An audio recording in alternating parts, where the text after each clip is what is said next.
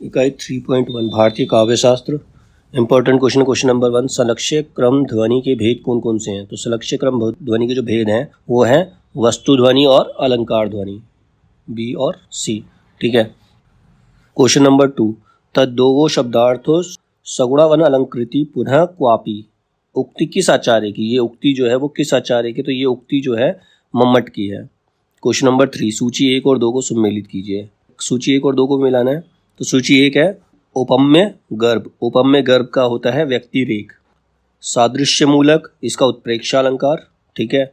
विरोध गर्भ, विरोध गर्भ जो होता है वो होता है विभावना। श्रृंखला मूलक, श्रृंखला मूलक जो होती है एकावली होती है। क्वेश्चन नंबर 4, निम्नलिखित में से कथन सा काव्य घटनानुकूल शब्दोपस्थिति किसका है? ये जो कथन है ये किसका है? ये कथन है जगन्नाथ का। क्वेश्चन नंबर 5, पाहिले घन आनंद सींची सुजान कहीं बतिया अति प्यार पगी, अब लाए वियोग की लाए बलाए बढ़ाए, बिमासी दगानी लगी अखियां दुखियानी कुबानी परी न कहू लगे कौन घड़ी सू लगी, मती दोरी थकी न लहे ठिक ठोर, अमोही के मोह मिठास ठगी। उक्त सवैया में प्रयुक्त लाए में जो लाए लगाया हुआ इसमें बीच में जो है उसमें कौन सा अलंकार है? तो उसके अंदर है यमक अलंकार है। तो ये शब्द एक बार इस्तेमाल किया गया लेकिन इसमें एक से अधिक अर्थ बताता है ये। क्वेश्चन नंबर 6, निम्नलिखित में से कौन सा शब्द वाच्यार्थ के लिए प्रयुक्त नहीं है?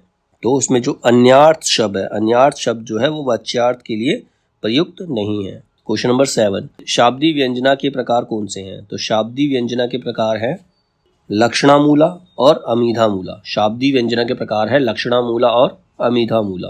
क्वेश्चन नंबर 8, यह कथन शक्ति व्युत्पत्ति और अभ्यास संबंधी रूप में काव्य हेतु है, निम्नलिखित में से किसका है? ये कथन किसका है? ये कथन मम्मट का है। क्वेश्चन नंबर 9, रस की निष्पत्ति मूल ऐतिहासिक पात्रों में ही संभव है, यह निम्नलिखित में से किसका मानना था? तो रस की निष्पत्ति मूल ऐतिहासिक पात्रों में ही संभव है, ये कथन जो है भट्ट लौलट का था। ये मानना भट्ट और लौलट का है।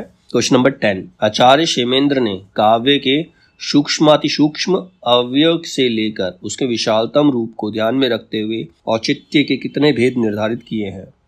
तो उन्होंने औचित्य के 27 भेद निर्धारित किए हैं। क्वेश्चन नंबर 11, मूल धातु से संबंधित वक्रता को क्या कहा जाता है? मूल धातु से संबंधित वक्रता को पद पूर्वार्ध वक्रता कहा जाता है। क्वेश्चन नंबर 12, काव्य दोष से संबंधित सही उदाहरण कौन से हैं? तो काव्य दोष से संबंधित सही उदाहरण जो है वो पहला है क्लिष्ट तत्व दोष। इसमें वेद नक्ता ग्रह जोरी अरद करी को बरजे हम खात। और है दुष्क्रमत्व दोष। दुष्क्रमत्व दोष में क्या है? मारुत नंदन मारुत को, मन को खगराज को वेग ला जायो। और फिर क्या है? फिफ्थ, मतलब जो इसमें तीसरा कथन सही है वो है अप्रतितत्व दोष। अप्रतितत्व दोष, इसका एग्जाम्पल दे रखा है हियतल बसी दुख देत है ये तेरे अनुभव। क्वेश्चन नंबर 13, काव्य रीति के संबंध में सही कथन कौन से हैं? तो काव्य रीति के संबंध में जो सही कथन है वो है रीति शब्द का प्रथम प्रयोग आचार्य वामन ने किया, दंडी ने रीति के स्थान पर मार्ग शब्द का प्रयोग किया, और आचार्य रुद्रट ने रीति को शब्द संघटना बताया है। ये 3 बातें इसके बारे में सही हैं। क्वेश्चन नंबर 14, सूची 1 और 2 को मिलाइए। एक तरफ ग्रंथ का नाम है, दूसरी तरफ उसके समय दे रखा है। तो पहला ग्रंथ है काव्य प्रकाश। काव्य प्रकाश आया था 11वीं शताब्दी में, 11th सेंचुरी के अंदर। फिर है चंद्रालोक, ये 13वीं शताब्दी में आया, 13th सेंचुरी के अंदर।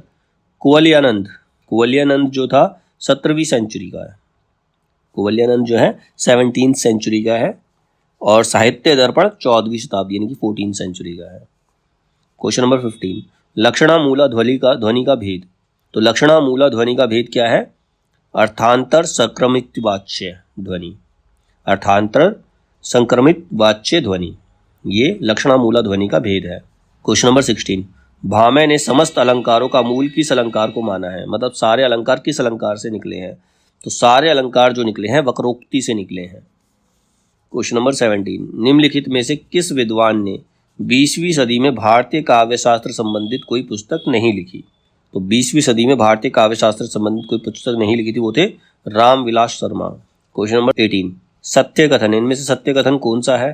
तो इनमें से जो सत्य कथन है वो है, एक तो भारत ने नाट्य शास्त्र के 16वें अध्याय में अलंकारों का निरूपण किया है, और उदय भट्ट जयदेव और प्रतिहारेंदु राज अलंकार संप्रदाय के आचार्य है। ये कथन इसके बारे में सही है।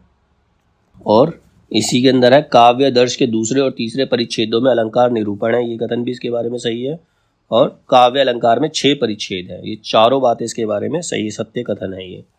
क्वेश्चन नंबर 19, सूची 1 का सूची 2 से मिलान कीजिए। एक तरफ आचार्य, दूसरी तरफ पुस्तक है। आचार्य भानुदत्त, भानुदत्त का है रसमंजरी। रामचंद्र गुणचंद्र, इनका है नाट्य दर्पण। शारदा तनय, शारदा तनय की पुस्तक है भाव प्रकाशन।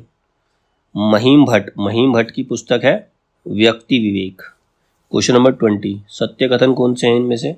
तो सत्य कथन है 2, 4 और 5, यानी कि भरत के नाट्य शास्त्र में रीति के लिए प्रवृत्ति शब्द का उल्लेख है, और कुंतक ने रीति को मार्ग कहा है, और भोज ने अवंतिका और मागधी नामक 2 वृत्तियों की उद्भावना की। तो ये बातें सत्य हैं। क्वेश्चन नंबर 21, कुंतक सम्मत वक्रोक्ति के भेदों में से निम्नलिखित में से कौन एक नहीं है? कुंतक सम्मत वक्रोक्ति के भेदों में से जो अर्थ वक्रता है वो नहीं है। क्वेश्चन नंबर 22, निम्नलिखित में से कथन काव्य शब्दोडय गुणालंकार संस्कृतियो शब्दार्थयो वर्तते किसका है? ये कथन जो है वामन का है। सूची 1 और 2 को मिलाना, एक तरफ काव्य चिंतक है, दूसरी तरफ समय है।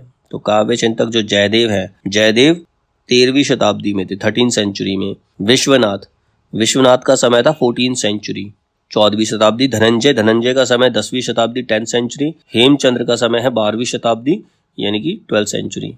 क्वेश्चन नंबर 24, नीचे 2 कथन दे रखे हैं, दोनों कथन में कथन 1 है दंडी ने नैसर्गिक प्रतिभा, निर्मल शास्त्र ज्ञान और अमंद अभियोग को काव्य का हेतु माना है। कथन 2 है मम्मट के अनुसार शक्ति निपुणता और अभ्यास काव्य रचना के हेतु है। तो इसमें कथन 1 और 2 दोनों सत्य हैं। क्वेश्चन 25, साधारणीकरण ना तो आश्रय का होता है आलंबन का होता है, अपितु यह कवि अनुभूति का होता है। मतलब साधारणीकरण ना तो आश्रय का और ना ही आलंबन का होता है, ये कवि की अनुभूति का होता है। साधारणीकरण के संबंध में यह कथन निम्नलिखित में से किसका है? ये कथन किसने बोलता है? एक कथन कहा था डॉक्टर नगेंद्र ने।